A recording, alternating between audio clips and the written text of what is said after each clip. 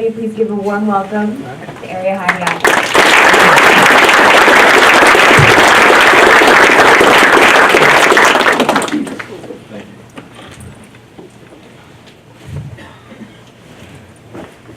Good morning, everyone.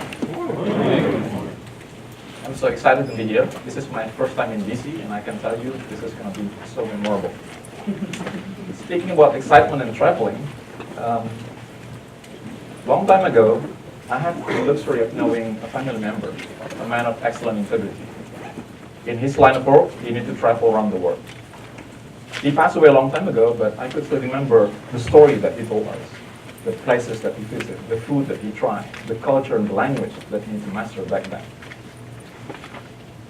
Speaking about language, I asked him back then, how do you know that you are comfortable using that language, that you need to learn foreign language? These days, there's a lot of exams, there are a lot of certifications. You have many different ways to measure your comfort level using a foreign language. Back then, according to him, there's a simple, very simple yardstick that you can use to measure your comfort level in using a language. The first one, you can tell a joke in that language. Now, as an ESL, when I learn new language, and I can tell a joke, and I don't win the punchline, boy, that was quite an achievement. I'm sure you feel the same way. The second thing, if you're upset, if you're angry to someone, you can express your feeling toward that person using that language. Because when you're in that emotional roller coaster, everything just needs to come up from your muscle memory. You don't have time to think. If you manage to tell a joke and get angry in that language, that would be like fantastic. But we're not talking about human language here. We're not talking about JavaScript as a language. When I look at the state of front-end development these days, this is typically what happens. You pick a framework to build your app, whether it's React, whether it's Vue, whether it's anything, and then possibly you need to write tests. I hope so. Anyone here deploy code to production without any tests? Oh. No, you can stay here. And of course, at some point, you probably need to do some sort of analysis to your code, whether it's dynamic analysis or static analysis. ESLint is a very popular tool these days. There's a lot of other tools that you can use. But after this step, what next? What will be our yardstick to measure that, yeah, we're comfortable as a front-end developer? This is the struggle that we're facing. How many of you here practice the so-called TDD, task-driven development? How about behavior-driven development? So what's next? Should we get pragmatic and practice TDD?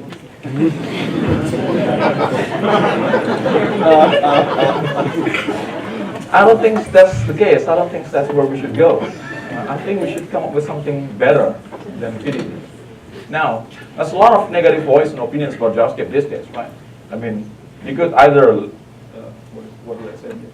You could either die JavaScript hero. You can read it yourself. You want to tweet it? I'll wait. Now, what I want to do with this talk is to open up a discussion. What will be the steps that you need to go through so that you can develop this comfort level being a front-end developer? It won't be difficult, and this is just an idea. So there will be 5 steps, there will be 5 kung fu moves that you need to master. And I propose these 5, but after this talk, feel free to come up with your own 5. To follow along, I create a sample project. This was done some time ago. It's a modified version of the to-do MVC app using React. And it has some tests using Mocha. And of course, the test is being treated using Karma. And there's also a bunch of the simplest static analysis I can think of back then, which is JS. But this day you can use ESLint or any other form of static analysis.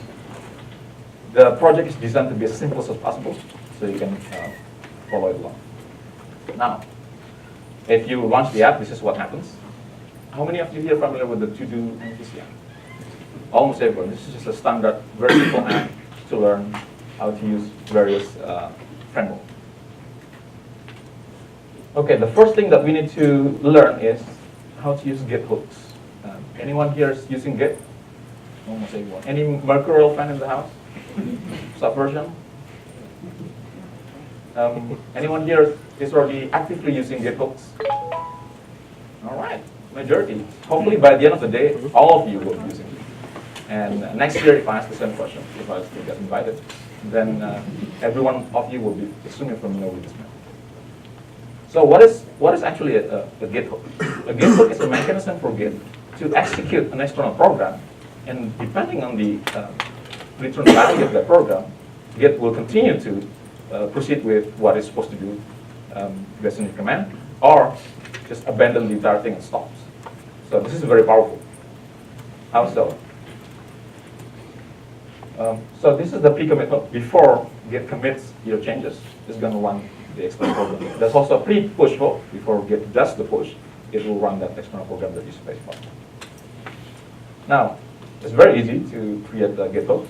All you need to do is to make sure that you create a file, set the executable mode in that file, and then whatever you write in that file, usually it's a shell script, the return value matters a lot, and you can use it to block the Git operation if you choose to do so. Now, what should you put there? That's an interesting question. Back when I used to learn Git hook, what I put there is something along the line where if this is after 9 p.m., cancel all kinds of commits. If this is Friday afternoon, cancel all commits, and that kind of thing. And maybe if this is weekend, then it should display warning. No, just go and play or do something else. Don't work. But in reality, you can use this to do something useful. You can, for instance, run a test. In this case, I use JSCS as a demonstration. JSCS is a code styling test.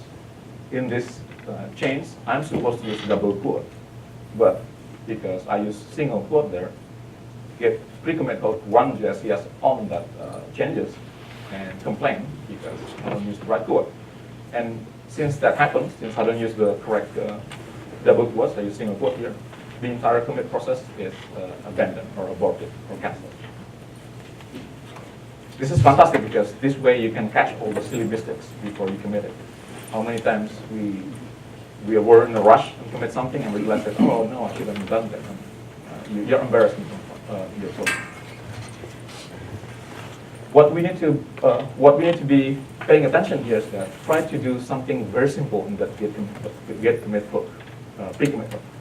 You don't want to run 25 minutes of regression and integration tests in your Git pre-commit hook because that defeats the purpose. You still want to maintain the idea of committing your changes frequently, but not so frequent that it breaks all the checks that you put in place. So be careful. Hopefully, by the end of the day, everyone is using Git hooks. The next one is code complexity.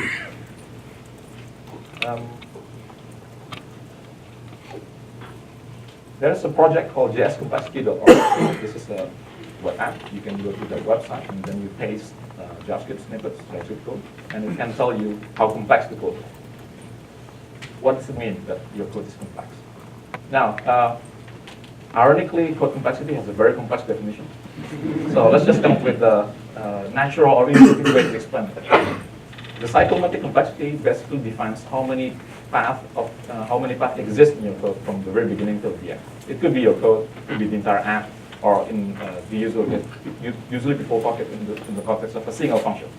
From the moment the execution starts at the beginning of the function until the end of the function, when it returns something, how many paths does it exist? If it's very linear, then it's a small number. If it's complicated, you have tons of branches here and there, then the number gets bigger and bigger. There's no physical meaning of the number. It just means you should try to avoid a very large cyclomatic complexity number. Now, you can use that command line tool, CR, to measure complexity. So if you pass a JavaScript file, it's going to try to compute all the different code paths. What it does is, under the hood, it constructs the syntax tree of the code, identify all the functions, find out how each function gets from the beginning to the end, and then compute the path, the number of paths, and then display. So the result should be looked up behind it. For instance, it shows here the cyclomatic complexity of this file is 6. Now, complex code tends to make the code less readable. Do not forget that sometimes code is written once, but it's read many, many times, mostly by human. So yes, the code runs and it executes exactly what it wants to. But if you go through code review, someone need to review it, someone need to refactor it in the future, you will be confused if the code is extremely complicated. How many times you look at a piece of code and then realize, who's idiot write this code? And then you do git blame, it's actually me. It happens so many times. With this, you set a standard, you set a level, you set a threshold that, hey, let's agree in our project that the cyclomatic capacity should not go beyond certain level. Whatever it is, doesn't really matter. The next one will be about code coverage. How many of you here track your code coverage? A lot of people, nice. By the end, hopefully everyone is comfortable tracking code coverage. Code coverage is important because, yes, we practice TDD, BDD, and perhaps also PDD at some point. But what is important is, what do you test? Which path of the code, which lines with statement do you actually exercise in your test suite? And that is important. So a very popular tool to analyze code coverage is called Istanbul. What it does is it takes your source code and then runs certain tools, certain analysis on your code, and then tries to instrument it. What does it mean to instrument the code? It means it inserts some hooks. So if your code has a function, then it has some hooks to mark that the function is being executed or not. And then you can run it with your normal test suite, and what you get is the coverage report. How does the report look like? Could look like this. Oh, this is a nice trick if you use Karma. How many people here are using Karma to run the test? If you run your test using Karma, then it's a very easy way to enable code coverage. You just need to add all those coverage all over the places. Suddenly your test will be executed with the instrumented version of your source code as opposed to the original one. And this is very powerful. You almost get the coverage for free just by enabling all these plans. A coverage report looks like this. So this is the MVC example that I mentioned. But I don't have enough tests. I don't have enough coverage in my tests. I don't exercise every single code path and every single function. You can see that some functions which have the pink or red background, that indicates that those functions are instrumented. But when you run your test suite, that functions are not being touched at all. No test has ever entered that function. This might be what you want, or in some cases, you realize that you overlook something. You really want to test the function, but your test is wrong or mistaken. You can also see statements that is not covered. And most important is that you can display the coverage report. There's a service called Qualcomm and coveralls. There's a lot of service out there where if you run your tests, you can send the coverage report to that service, and it's going to display it in some UI that is convenient to find. So you can see here that there are two files here. And the first file is not fully covered. The second one is a bit better. And you can see branches that is not covered by the test. Branches are also important, probably more important than just statement and function. Branches means that if you have an if statement, your test suite probably just only tests the condition, if the statement, if the clause if the condition is fulfilled. Maybe it doesn't check the else path of the branch. And this happens so many times that you thought your test suite is fully thorough. It's actually not, because it's just exercise one condition.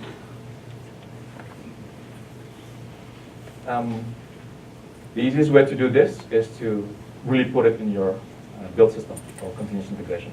So you have your source code and then maybe some build system based on practice. Send the coverage the report. Coverage is the name of the coverage format. There are many different formats. This is the popular one. And then you send it to some service such as coveralls. And the convenient dashboard that you can show to a lot of people. One further step to this is to make sure that you integrate the code coverage tracking to your pull request. So when someone creates a pull request to your code and accidentally regress the code coverage, usually it indicates that a new functionality is introduced, but there's no test for that. Then it will be caught by that comment from, in this case, Qualcomm.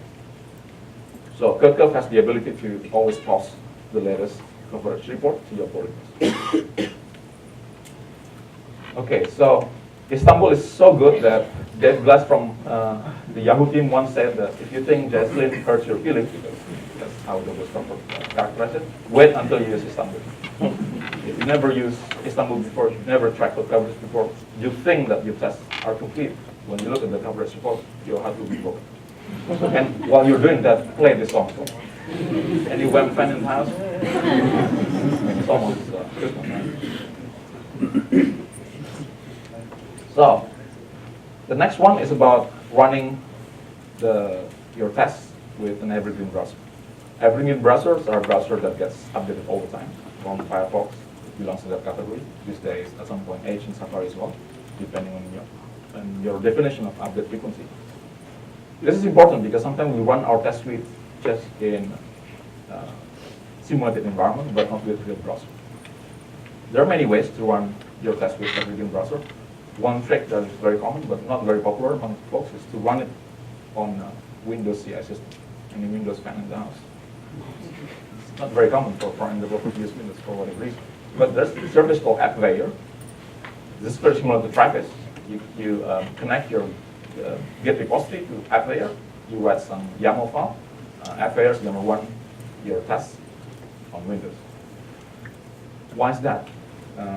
I found that apparently the easiest way to install the latest version of Firefox and Chrome is on Windows. AppLayer install the package manager called Chocolatey. It has the command line called Choco. So all you need to do is in your YAML file type Choco install something, Choco upgrade something, and then the application will be available. If you're not familiar with Windows, you probably never realized that for a long time Windows is a package manager. So it's not really in the dark age anymore. By having this package manager pulling the latest version of the browser, then you have the ability to run this your test with the latest version of Firefox, the latest version of Chrome. And since the rest of the world still running Windows, it also gives the benefit that you actually run your tests with operating system used by millions of people. This is what happens if you look for packages using Chocolate. This is demonstrating only for Firefox, but the same thing applies to Chrome. Here's what happens in the UI or the shell version of the AppLayer if you look at the log. Because this is Windows, we also try to make a dark blue background. You can see that it pulls the latest version and so on and so forth. So the last one is to test your downstream project. This is still not uncommon. A downstream project is a project that depends on your project. Many times we run the test suite for every change that we make, but we forget to check whether some project, depending on us, breaks or still run as is. Very common example is Node. Node relies on V8 as a JavaScript engine, and there's a lot of framework that runs on Node, for instance, Express.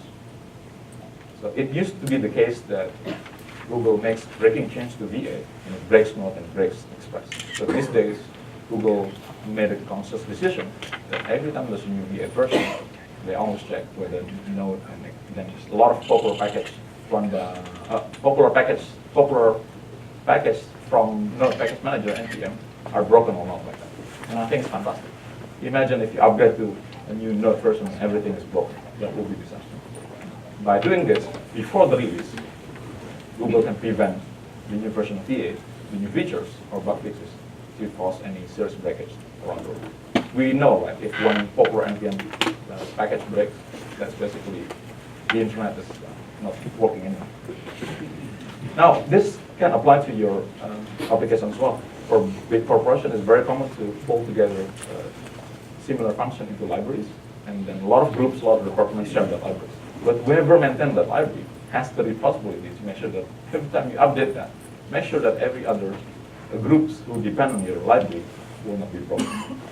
A common trick to do this is simple. If this is purely npm package in your CI system, make sure you actually git clone the dependent project and then npm install it, but then substitute your module, the module that it depends on, with your fresh version, and then run it this way.